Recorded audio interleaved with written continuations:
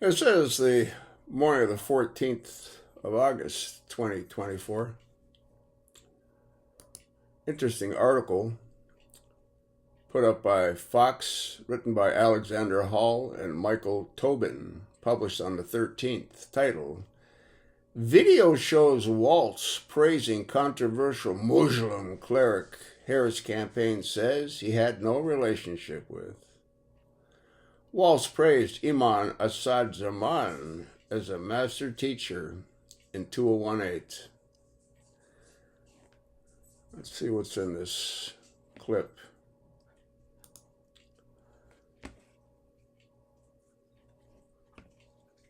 Stand by.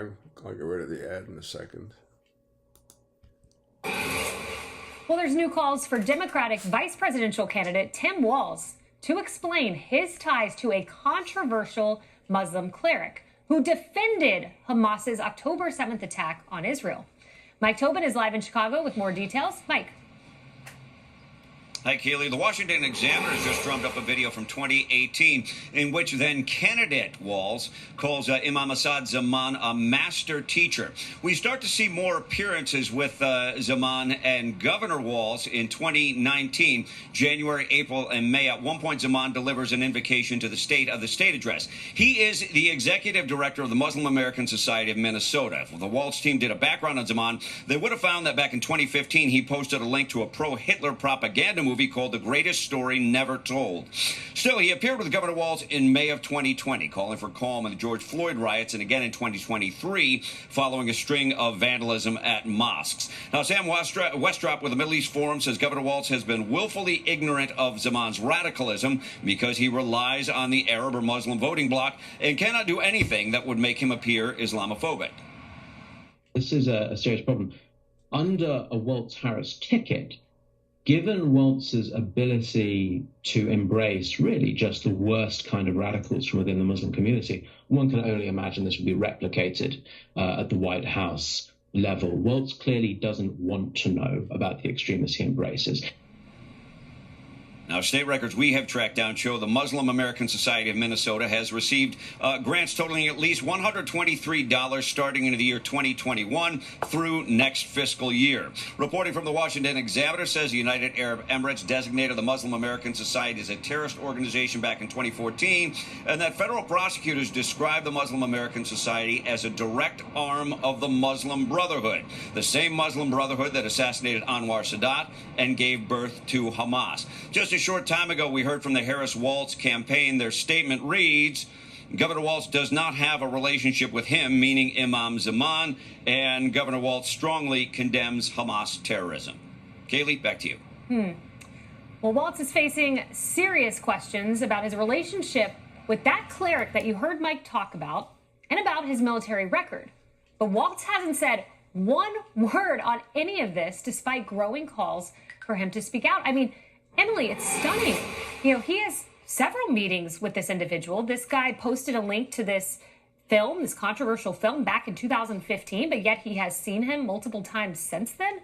I mean, Tim Walz is a radical. Well, and I think that's what is so disturbing and what taxpayers need to hold dear is that, as Mike Tobin, the salient point there was a mere simple background check, not even a background check, actually, just a simple look into this guy would have revealed that in 2015 he posted a link to Hitler's writings. The whole point is that if you had just done a bit of due diligence, you would see that you are fostering a relationship with an absolute extremist, a radical, filled with hate and anti-Semitism. And the point is that there isn't a divorce. There's not a tepid relationship. It's actually quite robust. 5 different appearances. He gave one of the invocations in front of when Walz first got the state position. And the fact that taxpayers now, his administration donated $100,000 to that, well, that's where is that money from?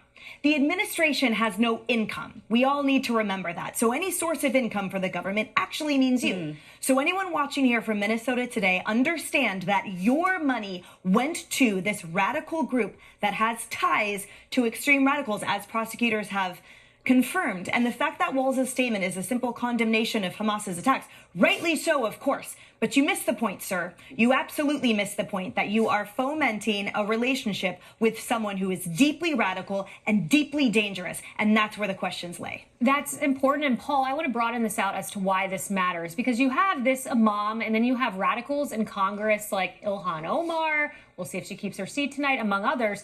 And so I had all of this in my mind as I read this from Politico this morning. Progressive national security professionals are already angling for positions in a possible Kamala Harris administration, hoping to steer the White House in a different direction on Israel, and other issues are being largely shut out under Joe Biden. Some progressive activists plan to draft lists of people Harris could hire in the National Security Council and the Department of Defense. So could we see like a Secretary of State, Ilhan Omar, a Secretary of Defense, Rashida Tlaib, the radicals take over? I can tell you the first 51 resumes that are going to show up, right? Yes. Yeah, so, you know, listen, these cases are tough to make. I mean, I work in this space, right? And I know the MAS. And the problem is that the charities, there's a continuum between the charities and then the groups that are more radical.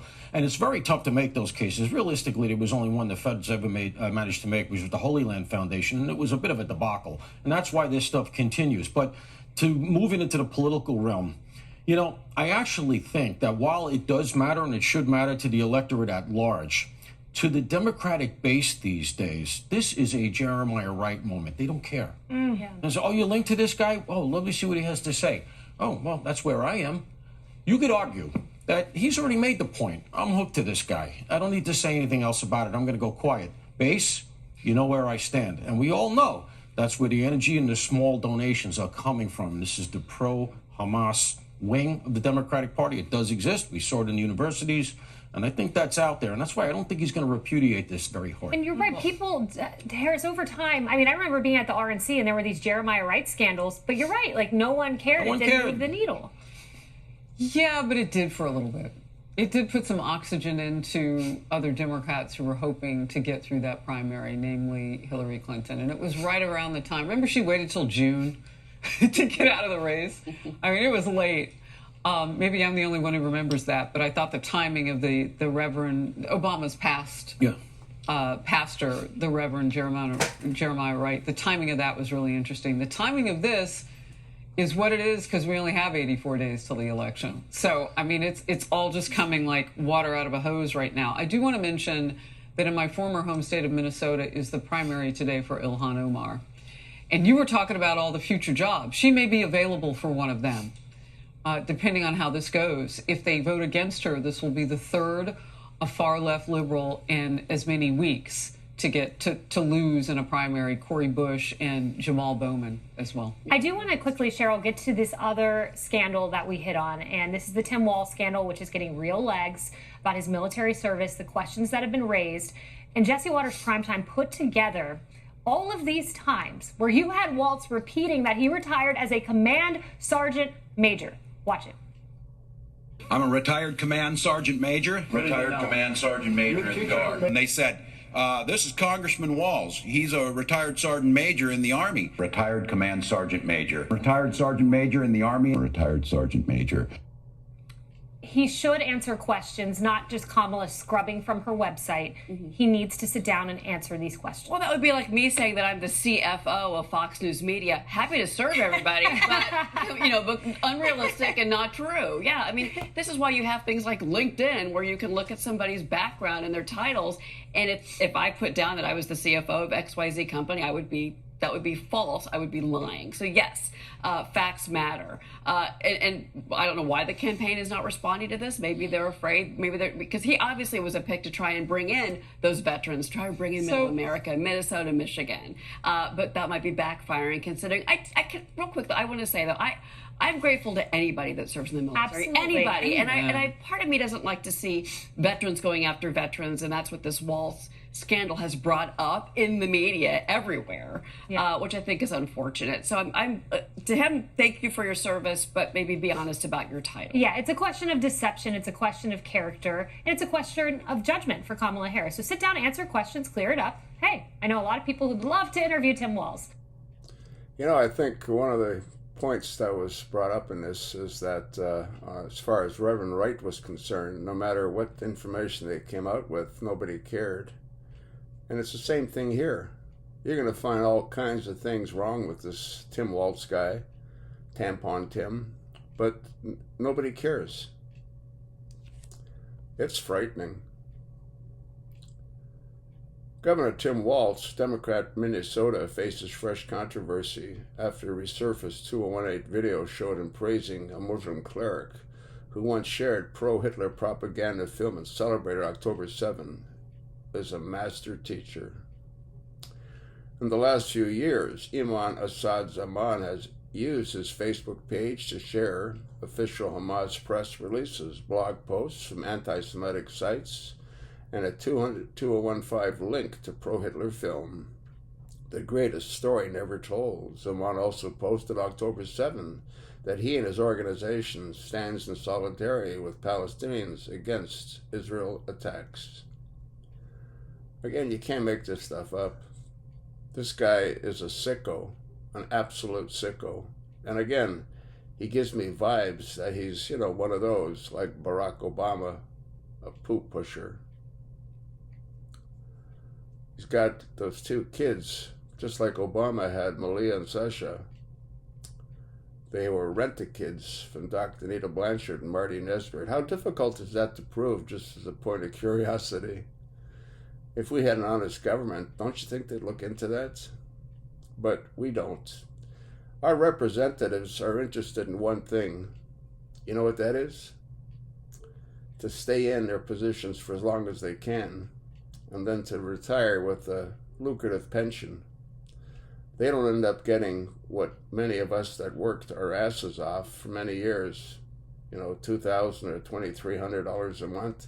These folks get thousands upon thousands of dollars a month in their pensions. And that's all they care about. They all strive to become a congressman or a senator. Like my Andy Gibbs, the guy's totally worthless, but he keeps getting reelected by the morons that continue to reelect him. I'll attach the link. Let me know what you think. Pass it along, and thanks for listening.